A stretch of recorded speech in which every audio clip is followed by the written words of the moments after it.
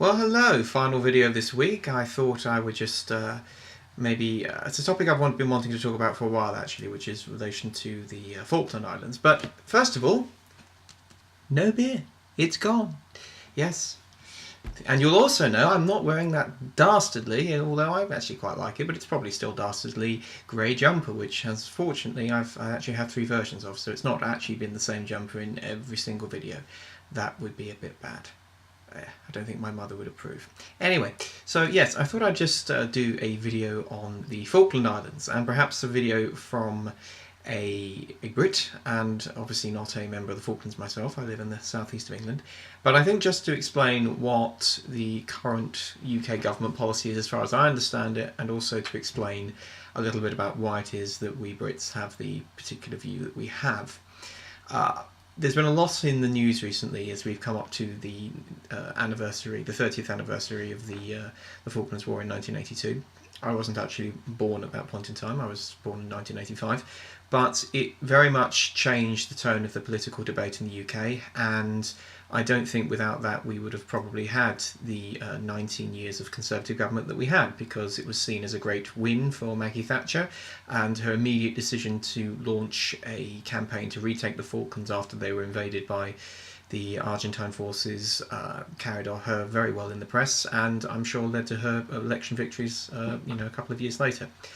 But I think what I really want to talk about is the actual position of the islanders, the Los Kelpers, as I think they're known sort of colloquially in the region, and to really explain why it is that the British state and the British people, with one or two minor exceptions, and we're not going to talk about the sort of idiots like Morrissey, etc., are of one mind on this. And it's a very, very simple reason.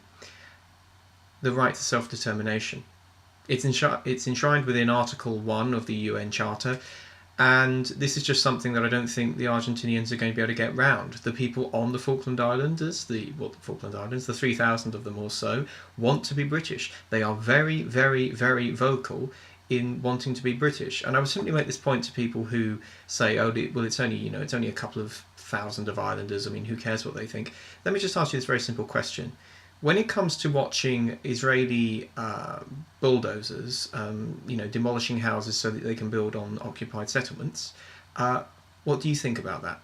Because if you, like me, think that that's not right, and I will preface this by saying, I'm not a detractor of Israel. I think Israel, in the main, is painted a bit of a bad light in the media, but actually on this point, I think they shoot themselves in the foot a little bit. But that by the by, if you are perturbed by watching those kind of images, how could you possibly be okay with the idea of a sovereign power pushing 3,000 people out of their home, a home that is 500 kilometres away from said sovereign power, and in addition, an island which many of these families have been living on for over 9 generations?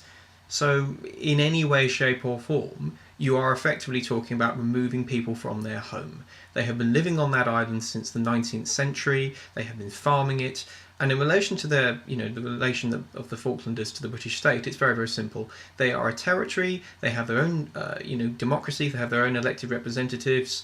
All that we help them with is defence and, some other administrative issues. But we will continue to defend them, and we will continue to do everything to allow them to express themselves. And I'm sorry, but the current sort of behaviour of the Argentine state is laughable, pathetic, and bordering on the illegal in some situations. For example, just to give you some of the most recent examples, we've had the situation where the cruise ships that were found to have docked at the Falklands were then denied access to local Argentine ports.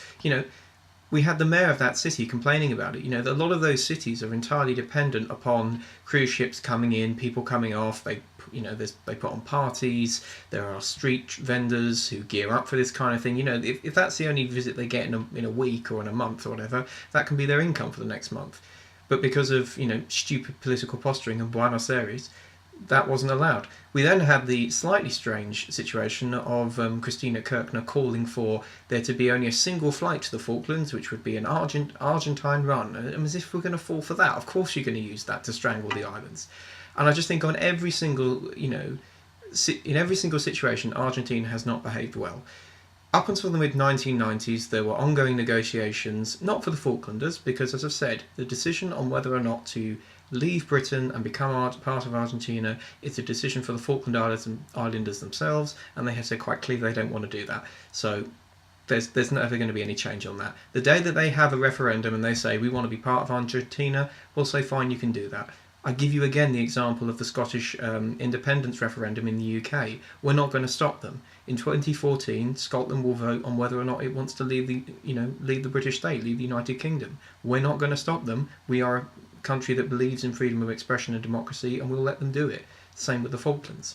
But as I said, up until the 1990s, there were a whole host of agreements with Argentina. There were mutual agreements regarding trade, regarding fishing, regarding hydrocarbons, so the idea of exploring that part of the world for oil. And then Argentina unilaterally withdraws. And we hear nothing about the Falklands for the best part of 10 years, and then as we come up to the anniversary, the drums being banged. And I suspect, although I might be being cynical, but I suspect some of the economic problems that Argentina is having at the moment are being sort of glossed over by the government there. I'm tempted to say regime. It's looking more like a regime, but I'll say government for the moment. We've just had an announcement this week that the Vice President of Argentina is being investigated for corruption. We have huge problems now brewing between Argentina and Spain over the attempt or the suggestion that Argentina is going to nationalise part of Spain's oil, a company that a Spanish state industry has a fairly heavy stake in. We've got problems in relation to Chile, we've got problems in relation to Uruguay, etc., in relation to border crossings, in relation to the tariffs that Argentina is putting on trade coming in, because it's trying to maintain this sort of idealised import policy, and it's just not going to work. And we've also got problems in the United States where bondholders are just not being paid. And finally this week we hear that the IMF is going to force Argentina to open up its books. So all of this is not boding well for Argentina. And I suspect that the government in Buenos Aires is effectively using the Falkland Islands as a way of diverting public opinion from all of their failings, diverting public opinion from all of their problems. And I just don't think it's fair, because you're talking about a group of 3,000 people who really can't defend themselves and wouldn't be able to without the support of the British government. But from the perspective of a Brit, we're never, ever, ever going to negotiate on the future of the Falkland Islands without the willingness and a mandate from the people who live there. And since they seem to be very, very unwilling to give that, we are not going to give them up, and we won't stop supporting them. If you want to support them equally, a good thing to do is follow them on Twitter at Falklands_United. I think they have about 12,000 followers now. They hold something called Falklands Friday. Really, really good. Get behind them. RT, show your support. They've got about, as I said, about 12,000 followers now, so they're doing pretty well. Other things you can do, just whenever you get the opportunity to speak out, whenever you get the opportunity, or you read a blog written by someone claiming, talking about, Las Malvinas, just right the wrongs, point out the fact that the Falklanders have never ever wanted to be Argentinian. And the final thing I would say, and I think this is a good cause for hope for us and for our end, is the fact that we just had the Americas Summit. Argentina, Christina Kirchner, has stormed out. Why? Because there wasn't even a discussion of the Falklands. None of the other nations wanted to bring it up. None of them even wanted to talk about it. And again, why would that be? Well, I think it's for two reasons. Partly because I think they're fed up with the Argentines behaving in the way they've been behaving in relation to trade, in relation to tariffs and embargoes, etc. And also because a Liberal Democrat MP, Jeremy Brown, who is the Foreign Office Minister with special consideration for South America, has been doing the rounds of those capitals, promoting British involvement, promoting British trade. And, why would these countries who are looking to increase their trade with the United Kingdom, why would they, stick their two fingers up to us over the Falklands, an issue which doesn't really concern them? We've already got really good links with Chile. We're looking to build them with Peru. Uruguay has just announced that it's going to allow BP and I think the French oil company, it might be Total actually, to investigate it off its shores for drilling for hydrocarbons. This is all good stuff. Brazil as well. I think that the supposed show of solidarity over the Falklands is a joke. I don't think it's certainly not transpiring. As I said, the fact that Argentina have now stormed out of this summit on the basis of the fact that the other countries didn't even want to talk about the Falkland Islands tells you what an issue they think it is. and I think they see UK trade as far more important, and so should they. But one thing I do want to say at the end is that this is not a criticism of the people of Argentina. This is a criticism of the policy of the government of Argentina. I've met Argentines, they're very lovely people, but the whole situation you've got there at the moment, where school children are taught that the Malvinas are Argentinian, that they are on the maps as being Argentinian, is not only factually wrong and technically illegal under international law, but it's brainwashing. It's trying to tell them something that's patently untrue. So as I said, this is not a video against the people of Argentina.